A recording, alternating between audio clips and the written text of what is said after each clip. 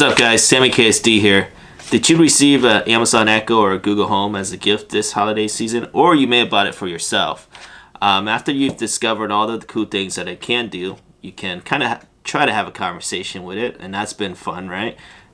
You asked it for jokes, some of them are really good. Asked it for the weather, you've asked it the time, you probably set timers, and that's pretty helpful. But the next thing you probably want to know is, how do I control my lights? Easy answer, buy more devices. I'm going to show you guys some of those options today. Ready? Talked about the available smart device options for controlling your lights. Let's talk about the technology, the competing technology that you're going to see. So when you shop for a smart device, whether it be a smart light bulb or a smart switch, for example, here's a smart light bulb and here's a smart switch, you're going to see that it either works over Wi-Fi or it's a Z-Wave technology that works with smart things, or Wink, or it works only with the Amazon Echo 2 that has a smart hub built in. So what is the difference between a Wi-Fi smart device and a Z-Wave smart device? A Wi-Fi smart device works through your Wi-Fi network. The setup is a bit tricky because when you power that device up, for example the light bulb, when you first set it up, it's going to create its own Wi-Fi network, which you have to use the app to connect to that Wi-Fi network and then switch over back to the app, run the setup, and it's going to ask you for your Wi-Fi network, and you're going to have to select it, put in your password, and hopefully that works. And you're going to have to do that, repeat that setup for every Wi-Fi smart device you buy. If you were to buy and go with the Z-Wave technology, you would just need to buy a smart device, or I'm sorry, not a smart device, but a smart hub like the Samsung Smart Things or a Wink smart hub, or if you already have the Amazon Echo 2 with the smart hub built in, you don't have to buy a smart hub. But the only setup there is just to plug that smart hub into your wireless router, and then when you purchase a new Z-Wave smart device, you just use the Samsung app or the Wink app to scan for a new device, and it's going to pick up that device and set it up for you. Now a smart hub does require an additional investment because you have to buy the smart hub, they're around $50, and then you have to buy the light bulb. So it may seem like it's going to be more expensive, but it actually does net out because a Wi-Fi smart device generally costs $5 to $15 more than a Z-Wave smart device. So when you start to purchase 3 or 4 smart devices to control your lights, that's going to net out. So now let's talk about controlling your light. Now it depends on what kind of light you're going to control because the options are different. If you want to control your lamp versus the light that's in your ceiling, like a can light or a chandelier that's controlled with a switch on the wall. Now if you want to control your lamp, the easiest option is to purchase a smart light bulb that works directly on Wi-Fi through and works directly with Amazon Echo or Google Home. This here is not a Wi-Fi one, this is actually a Z-Wave smart bulb. Now what's the advantage of this and disadvantage? The advantage is easy to install. You just take out your old light bulb and you screw this in and you're connected. Now the disadvantage is if you're using this light bulb to replace lights that's in your ceiling or lights on your chandelier, you're not going to be able to control it if someone accidentally switches off or turns off the switch at the wall because there's no power to it. If you live by yourself, you're always going to keep that switch on, so that's not a problem. But if you're like me, you have a family, you have kids, you have people that are always in and out of the house, they're going to be used to turning on and off the light with a switch, and that's going to be a problem. But this works perfectly for a lamp that's normally plugged into the wall, so you can use this. It's $15. I got this $15 at Home Depot.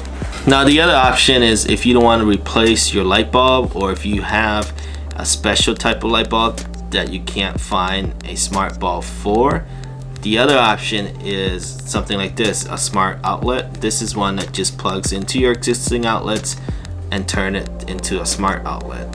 Now this is a Wi-Fi device, and like I said earlier, the setup can be a bit of a problem, and sometimes I have problem with this. When the power goes out, it doesn't keep it setting, and I have to reset it up. But for what I used it for, to control my lamp, to control my bookcase light, and to control the lights behind my sofa, it works just fine most of the time. This is about $35. You can find some for around $20 right now because they're on sale.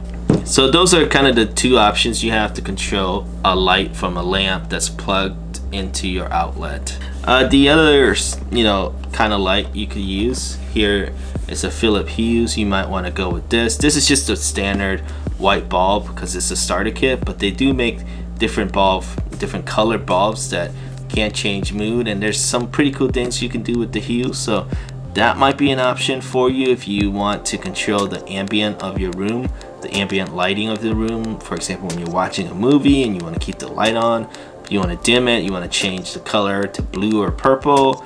So that's what you can do with the Philip Hue system. Now I'm going to review these individually and go more into detail about the setup, but I just want to talk to you guys about some of the option out there.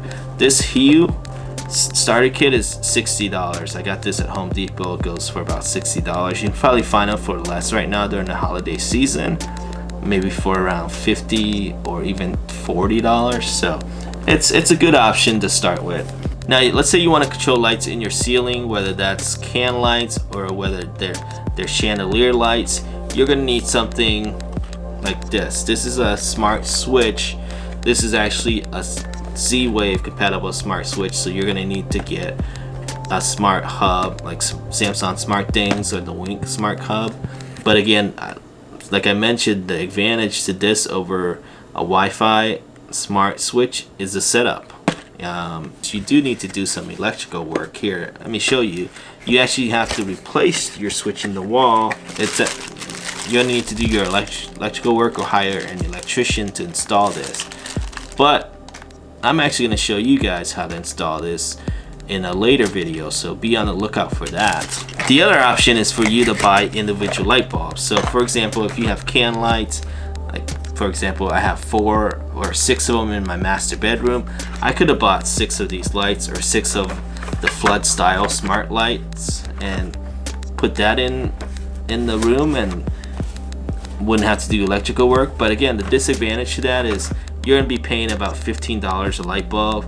6 of them, that's gonna be twice the cost of this. This is what I use primarily throughout my home to control my lights that are hardwired into my electrical system. My can lights, the lights in my kitchen, the lights on my chandelier lights. I use this. The fan that's in my ceiling, I use a similar switch like this to control it. And yes, they both come in the Wi-Fi and also as Z-Wave devices. So another reason why you may not want to use a smart light is, again, it comes down to the switch. Someone may turn off the switch and now you're no longer able to control those lights.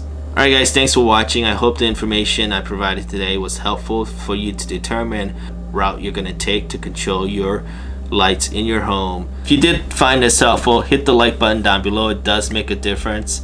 If you're not a subscriber, please subscribe for more content like this. If you are a subscriber, thank you for your support. I really appreciate it. I'm trying to grow my channel and every subscriber counts. And if you have any questions, if you have additional questions about how to control your lights, have questions about what are the options out there, hit me up, leave me a comment down below, and I will answer back and try to help you out. Alright guys, thanks. Enjoy the rest of your week, and I will see you guys on the next video.